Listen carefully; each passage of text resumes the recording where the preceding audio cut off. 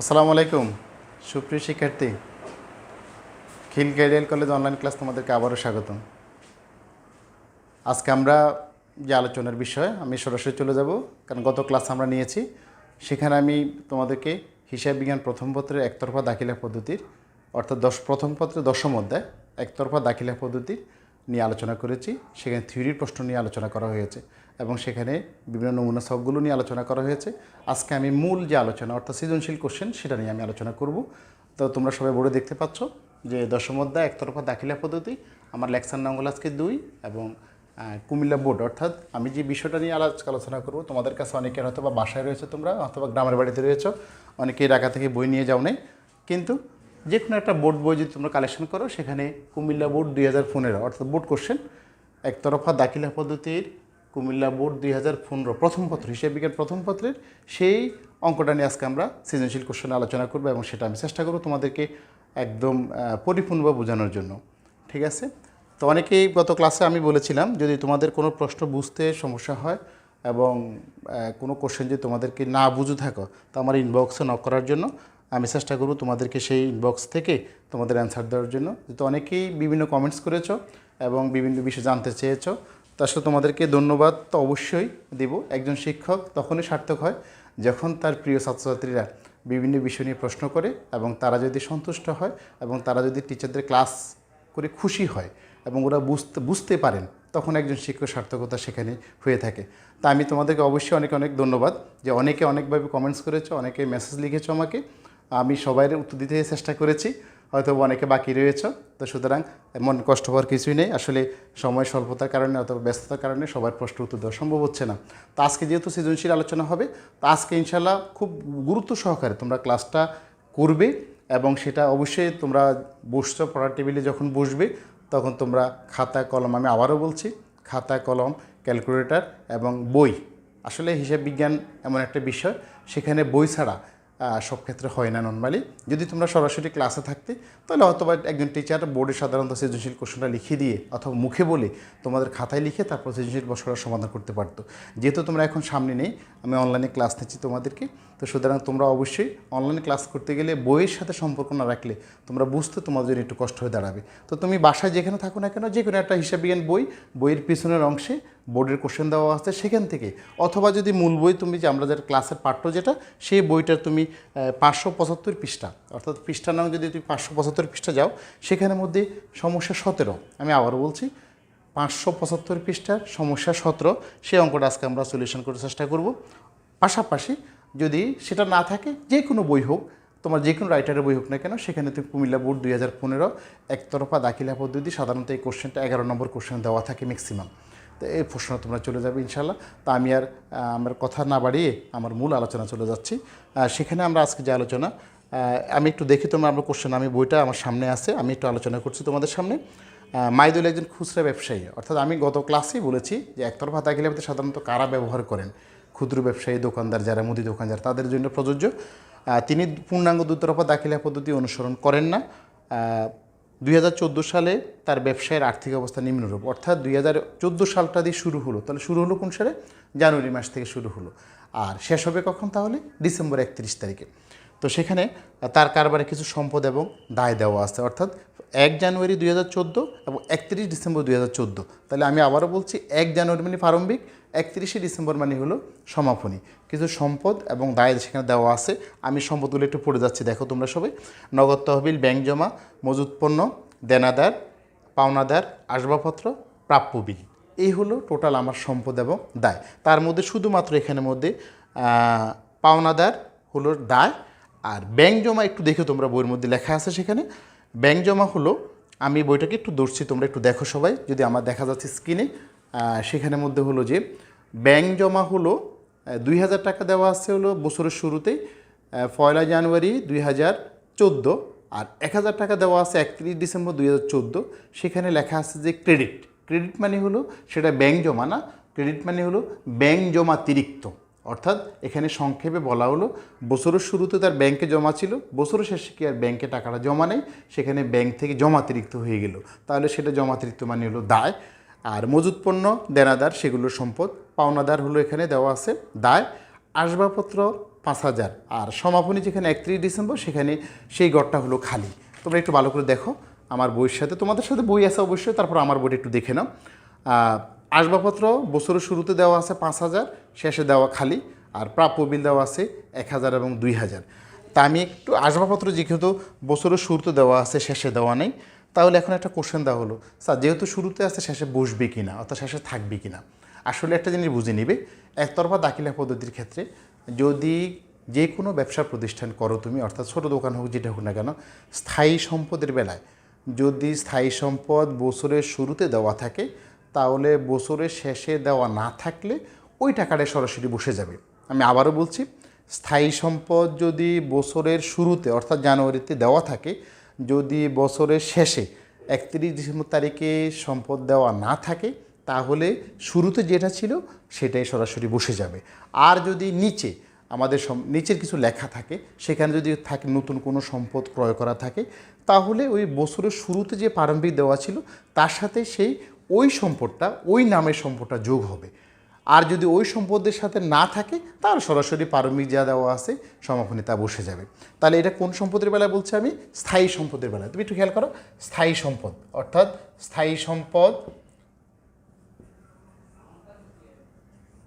স্থায়ী সম্পদ আমি আবার বলি, স্থায়ী সম্পদ হলো যদি বছরের শুরুতে, আবার একটু মনোযোগ দিয়ে শুনবে, এটা মোস্ট ইম্পর্টেন্ট একটা বিষয়।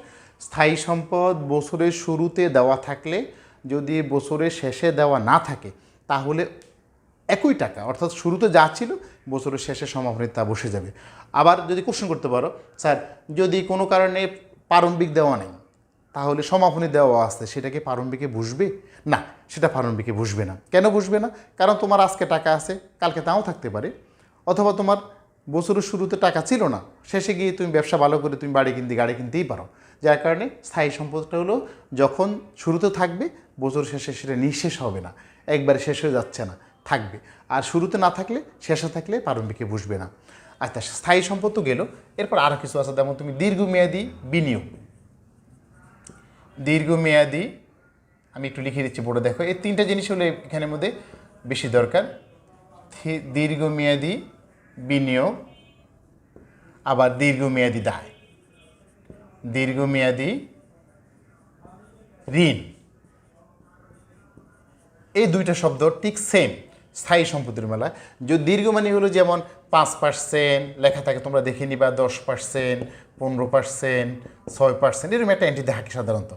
যদি এই পার্সেন্টেজ দেওয়া থাকে তাহলে বুঝতে হবে যে এটা দীর্ঘমেয়াদী। কী মেয়াদী?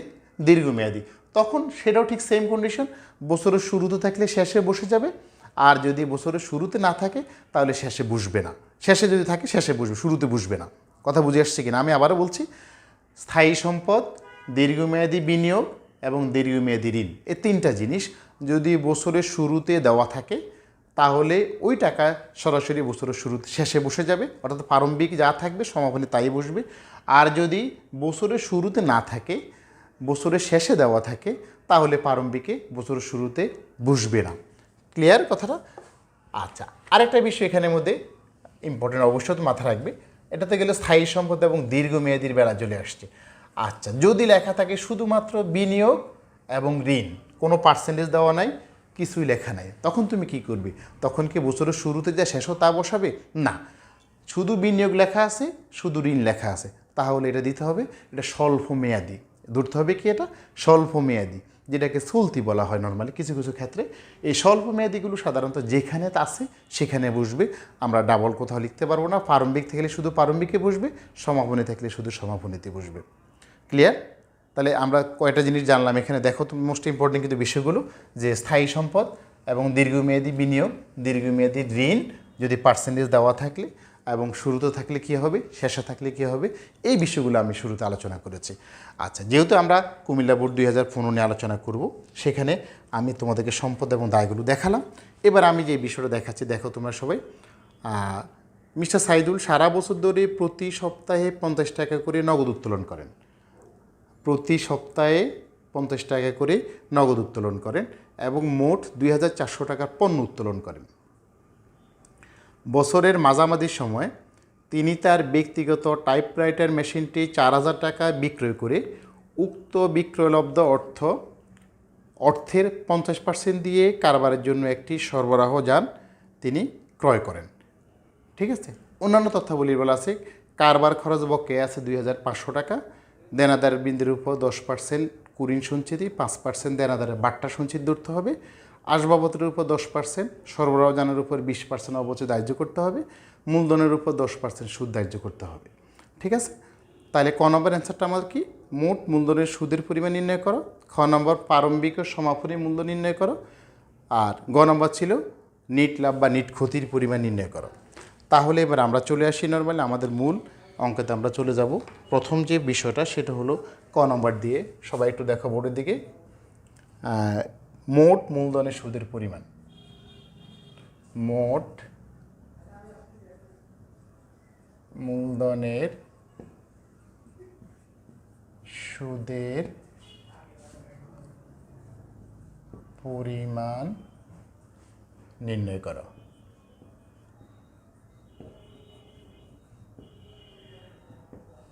ঠিক আছে, আচ্ছা মূলধন সাধারণত দুইটা থাকে। কটা হয় একতরফা দাখিলা পদ্ধতি? একটা হলো প্রারম্ভিক মূলধন আর একটা হলো সমাপনী মূলধন। তাহলে এখন প্রশ্ন হলো যে আমরা সাধারণত মূলধনের সুদটা কোন মূলধনের উপর ধরবো? আমরা মূলধনের সুদ সবসময়ের জন্য একতরফা দাখিলা পদ্ধতির ক্ষেত্রে আমরা প্রারম্ভিক মূলধনের সুদ ধরবো। ঠিক আছে, আর অতিরিক্ত মূলধন যদি থাকে তাহলে অতিরিক্ত মূলধন সুদ বের করতে হবে, এবং তারিখ যদি থাকে তারিখ অনুযায়ী যে কয় মাসের বলা থাকে সেই কয় মাসের সুদ বের করতে হচ্ছে। ঠিক আছে, তাহলে এখানে প্রারম্ভিক মূলধন তো অবশ্যই আমরা বের করবো। খ নম্বরে গিয়ে আমরা এখানে লিখে রাখি প্রারম্ভিক মূলধন। সবাই একটু তাকাও বিষয়টা, তখন জিনিসটা বুঝবে। প্রারম্ভিক মূলধন, আচ্ছা এরপর থাকে এখানে অতিরিক্ত মূলধন আছে। এখন আমি কোনটা সেটা আমি তোমাদেরকে বলছি। অতিরিক্ত মূলধন, ঠিক আছে, আচ্ছা দেখো অতিরিক্ত মূলধন এখানে হলো বছরের মাঝামাঝি সময়ে তিনি তার ব্যক্তিগত টাইপরাইটার মেশিনটি 60,000 টাকায় বিক্রয় করে, অর্থাৎ বছরের মাঝামাঝি মানে জুলাই মাস মাঝামাঝি সময় তিনি ব্যক্তিগত টাইপরাইটার মেশিন ছিল, সেই মেশিনটি বিক্রি করছে কত টাকা? 4,000 টাকা।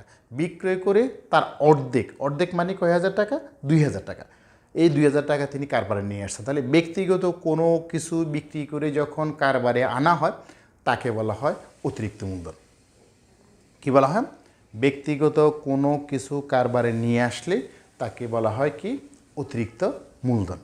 আচ্ছা, তাহলে আমরা অতিরিক্ত মূলধন কত টাকা পেলাম? 2,000। বছরের মাঝামাঝি মাঝে কয় মাস? 6 মাসের সুদ ধরতে হবে আমাদেরকে। আচ্ছা, এখন একটা প্রশ্ন হলো, আমাদের প্রারম্ভিক মূলধন তো আমরা জানি না।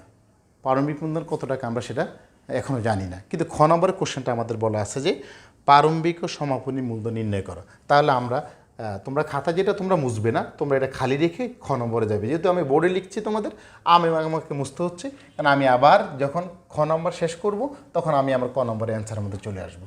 ক্লিয়ার তোমাদের?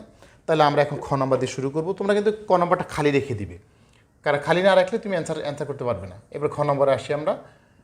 প্রারম্ভিক লেখো সবাই খাতার মধ্যে, প্রারম্ভিক ও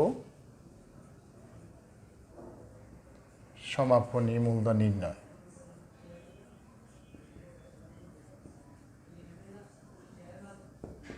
ঠিক আছে, সবাই গড় করতে হবে কিন্তু প্রারম্ভিক ও সমাপনী মূলধন নির্ণয়। এবার আমি এটা গড় করছি, দেখো সবাই। হ্যাঁ, এটা গড় করছি আমি টোটালি এই।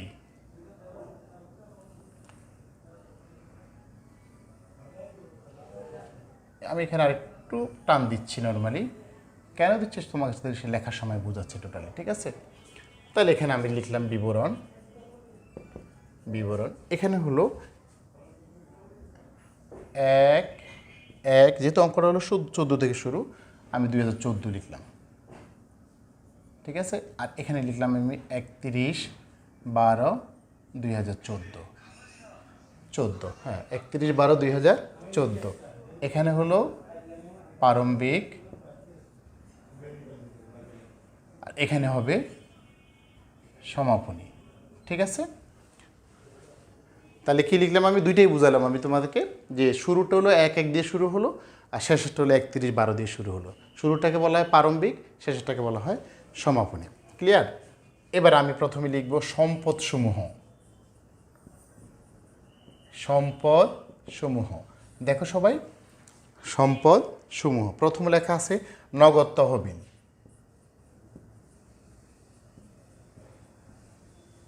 এরপরে আমি একটু ছোটো করে লিখি, নাহলে আমি জায়গা হবে না বোর্ডে। ব্যাংক জমা, তারপর আমি আবার সম্পদগুলো আগে সব লিখে ফেলি।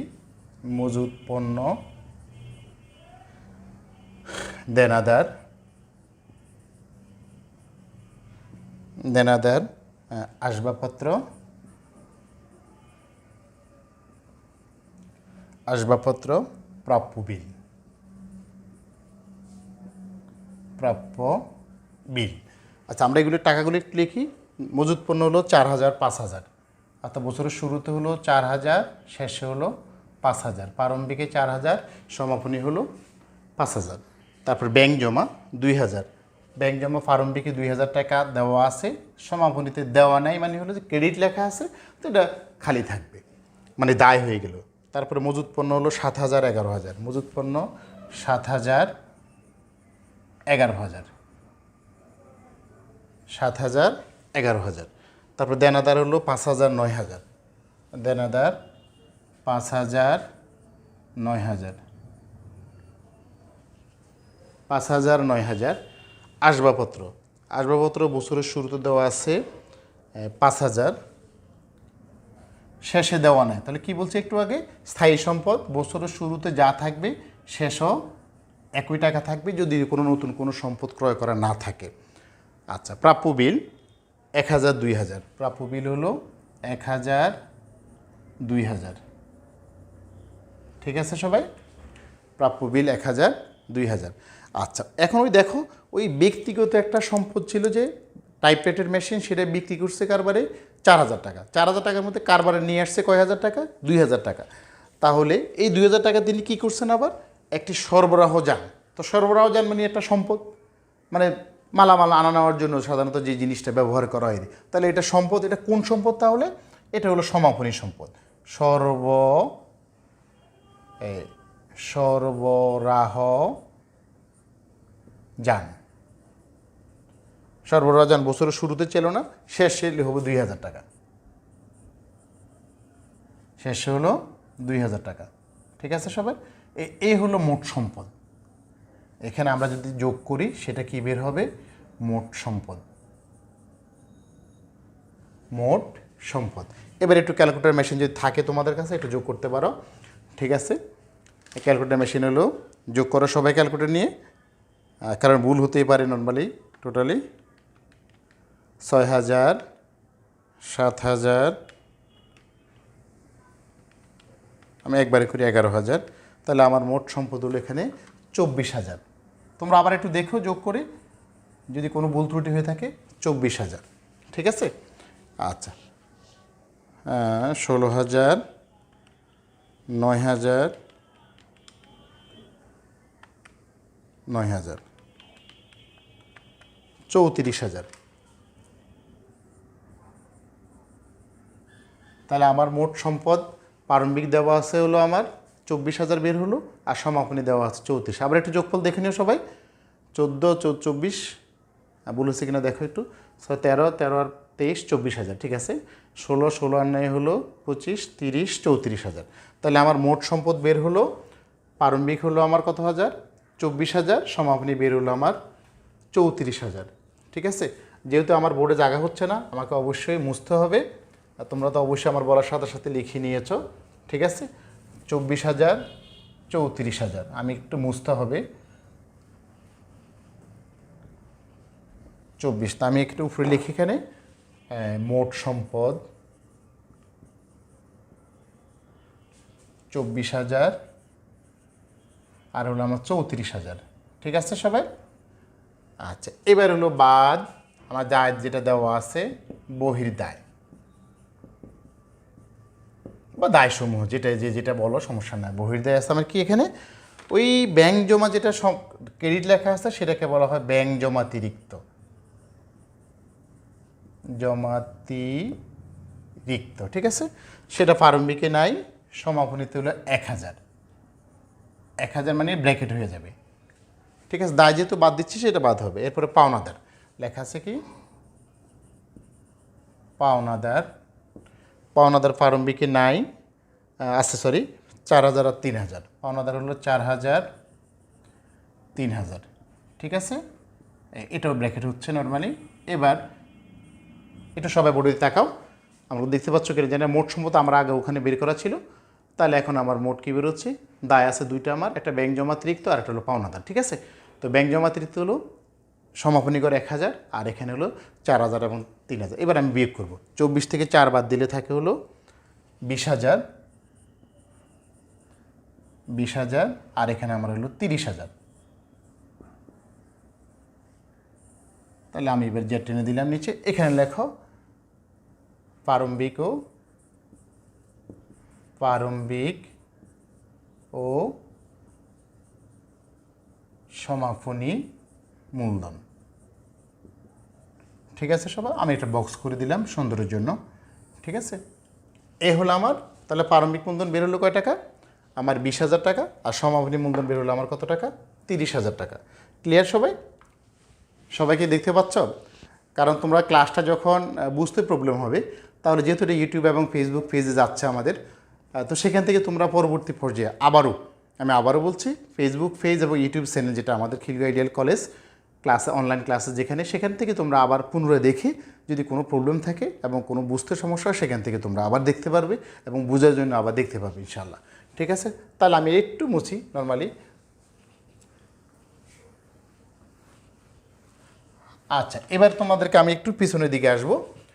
কোনটা আসবো মনে আছে সবাই, যে কোথায় আসবো আমি এখন? আমি আসবো ওই ক নম্বর, আমি যেখানে খালি রেখে আসছি, মনে আছে সবাই? যে সেখানের মধ্যে খালি একটা শব্দ আসছিল, যে প্রারম্ভিক মূলধনের সুদ নির্ণয় করা। কিসের সুদ নির্ণয় করতে বলছে আমাকে? ক নম্বরে। আমি আবার একটু ক নম্বরে যাচ্ছি, যদিও আমার তোমাদের খাতায় লেখা আছে, বাট আমার বোর্ডে তো লেখা নেই, যার কারণে আমি এখানে লিখবো মোট মূলধনের সুদ নির্ণয়। আমি আবার লিখছি, তোমরা আবার পুনরায় লিখতে হচ্ছে না, তোমাদের আগে যেখানে আমি বলছি খাতা লেখার জন্য, সেখানে তুমি ও লিখলে হবে। মোট মূলধনের সুদের পরিমাণ নির্ণয়। ঠিক আছে, সুদের পরিমাণ নির্ণয়।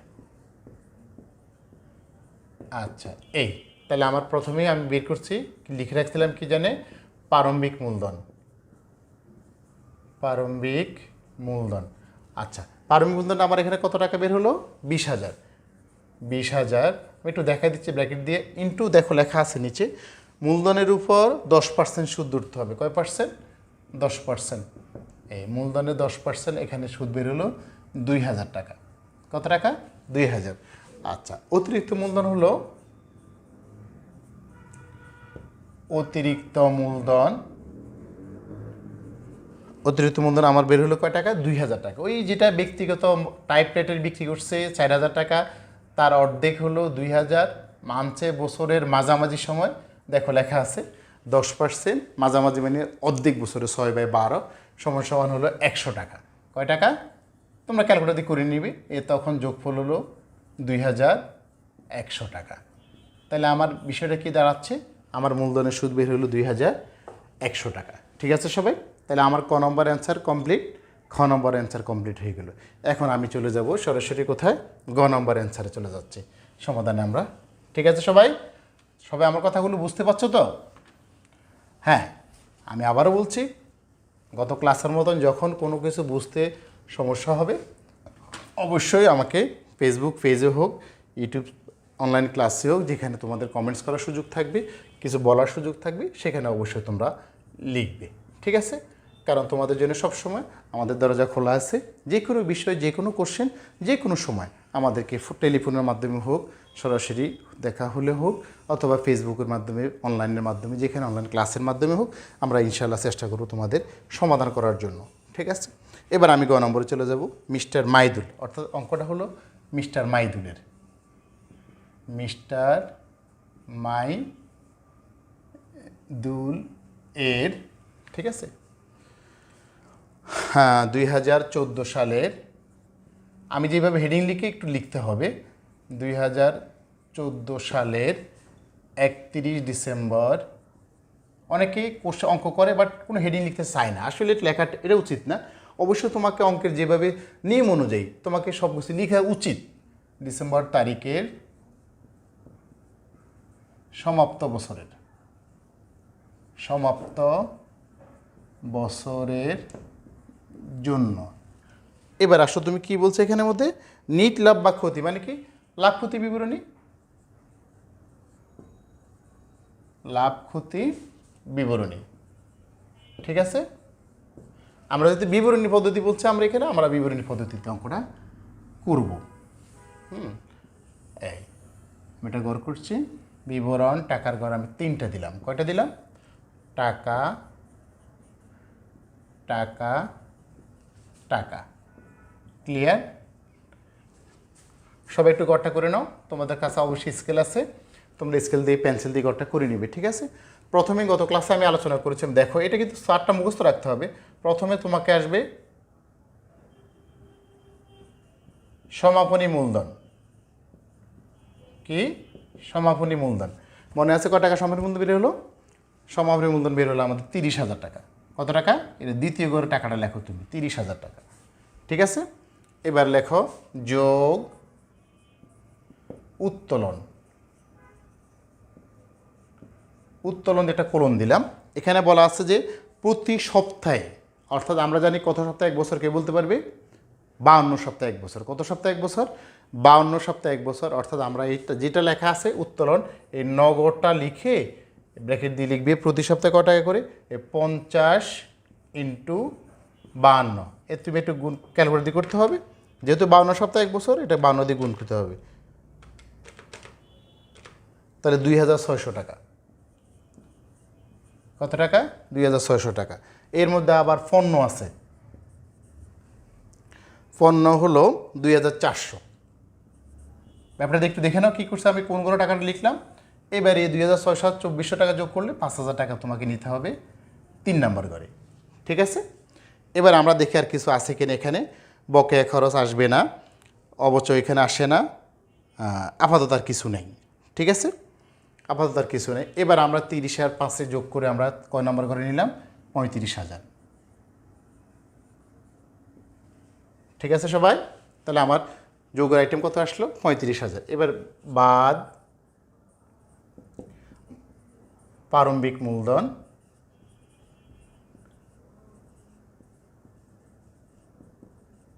প্রারম্ভিক মূলধন আমরা বের করেছি, মনে আছে সবাই? আমরা খ নম্বরে বের করেছি প্রারম্ভিক মূলধন। আমাদের টাকা ছিল প্রারম্ভিক মূলধন 20,000 টাকা। কত টাকা ছিল? 20,000। ঠিক আছে, এবার হলো অতিরিক্ত মূলধন। অতিরিক্ত মূলধন, অতিরিক্ত মূলধন মনে আছে কোনটা? ওই ব্যক্তিগত টাইপরাইটার যেটা বিক্রি করছে 2,000 টাকা কারবারে নিয়ে আসছে, 2,000 টাকা। ঠিক আছে, এবার লেখো মূলধনের সুদ। মূলধনের সুদ 2,100। আচ্ছা, আমাকে একটু বোর্ড মুছতে হবে, কারণ নিচে লিখতে গেলে তোমাদের আর দেখার সুযোগ কম থাকবে। ঠিক আছে, তাহলে আমি একটু মুছে ফেলছি। হ্যাঁ,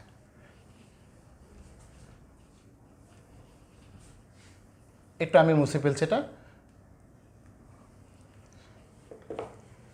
তাহলে আমার এটা হলো কত টাকা জানি বের হচ্ছে আমার?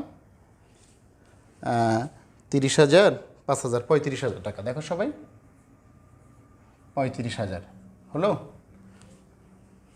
আচ্ছা, এটার নিচে হবে লেখাগুলো, এটার নিচে হবে। আর যদি আমি আর একটু বোঝার জন্য আরেকটু উপরে লিখে দিচ্ছি, সবাই একটু তাকাও। প্রারম্ভিক বাদ প্রারম্ভিক, আবার লিখছি, তোমরা আবার লেখা দরকার নাই, তোমরা তো খাতা বড় আছে, খাতা লিখতে পারবে, সমস্যা নেই। অতিরিক্ত মূলধন, আমি জাস্ট বোঝার জন্য লেখাগুলো উপরে নিয়ে আসলাম। অতিরিক্ত মূলধন, মূলধনের সুদ। ঠিক আছে, এই টাকার অ্যামাউন্ট আমরা একটু উপরে নিয়ে যাই। 20,000 2,000, এই এখানে লিখে আমরা 20,000 2,000 2,100। ঠিক আছে, এবার আমরা একটু মুছে দিচ্ছি এটা। আচ্ছা, এবার আসি আমি, কি আছে এখানের মধ্যে? বকেয়া খরচ। দেখো তুমি, বকেয়া খরচ এখানে বসবে, বকেয়া খরচ। বকেয়া খরচ বেরোচ্ছে তোমার 2,500 টাকা, এই 2 নম্বর করে বসবে। ঠিক আছে, আচ্ছা, এরপর আছে কি আমার? দেখো সবাই, দেনাদারের উপর 10% নতুন কুঋণ সঞ্চিতি। নতুন কুঋণ সঞ্চিতি, খেয়াল করছো সবাই? তাহলে নতুন কুড়ি দেনাদার আমার কত আছে দেখো একটু সবাই। দেনাদার দেওয়া আছে আমার 9,000 টাকা। কত টাকা দেওয়া আছে? তাহলে এটা হলো এই 9,000 সমাপনী যেটা 9,000 10% হলো সঞ্চিতি 10%। তাহলে 9,000 10% কত টাকা? 900 টাকা। কত হলো? 900 টাকা।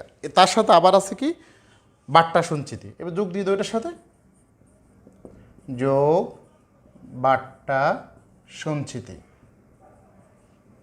আচ্ছা এবার একটু খেয়াল করো যে আমার দেনাদার দেওয়া আছে 9,000, তার থেকে সঞ্চিত নতুন সঞ্চিত 900 টাকা বাদ যাবে। বাদ দিলে থাকে কয় টাকা? 8,100 টাকা। এই 8,100 টাকার উপরে 5% বের করতে হচ্ছে। 8,100 ইন্টু 5%, 8,100 ইন্টু 5% টাকা হলো 405 টাকা। 405 তাহলে 1305 টাকা। ঠিক আছে।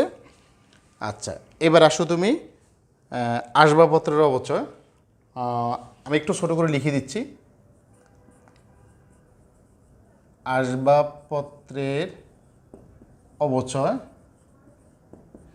আসবাবপত্রের অবচয় হলো আসবাবপত্র দেওয়া আছে কত টাকা? 5,000 টাকা। 5,000 টাকার কয় পার্সেন্ট ধরতে হবে? 10%। সবাই একটু বোর্ডে তাকাবে। 5,000 টাকার ইন্টু 10%, আমার 2 নম্বরে লেখো 500 টাকা। কয় টাকা? 500 টাকা। এরপরে আরেকটা হলো সরবরাহ যান। সরবরাহ যান কয় টাকা মনে আছে সবার? 2,000 ইন্টু কয় পার্সেন্ট? 20%। ইন্টু হলো 6/12, বছরের মাঝামাঝি সময় কিনছে কিন্তু। কোন সময় কিনলো? বছরের মাঝামাঝি সময়। তাহলে 20,000 টাকা, 2,000 টাকার 20% হলো 400 টাকা, আর অর্ধেক হলো 200 টাকা। 200। এবার আমি একটু যোগগুলো করবো, আর আমার কোনো আইটেম এখানে নাই। ঠিক আছে সবাই? 20 × 2 = 22, 24,100, 24,100, 100 যোগ হলো 20, 22, 24, 2,500, 2,500 যোগ হলো 1,305, যোগ হলো 700। তাহলে যোগ করলো 28,605। কত আসছে? 28,605। এবার এখানে তুমি লেখো 28,605, এটার একটা ব্র্যাকেট দাও। ব্র্যাকেট দিয়ে উপরে যে 35,000 লেখা আছে মাইনাস হলো 35,000 সমান সমান 6,395। 6,395। আমি আবার বলছি, অথবা দেখতে পাচ্ছ কিনা আমি জানি না। ঠিক আছে, আমার স্ক্রিন যাচ্ছে কিনা মুখে বলি।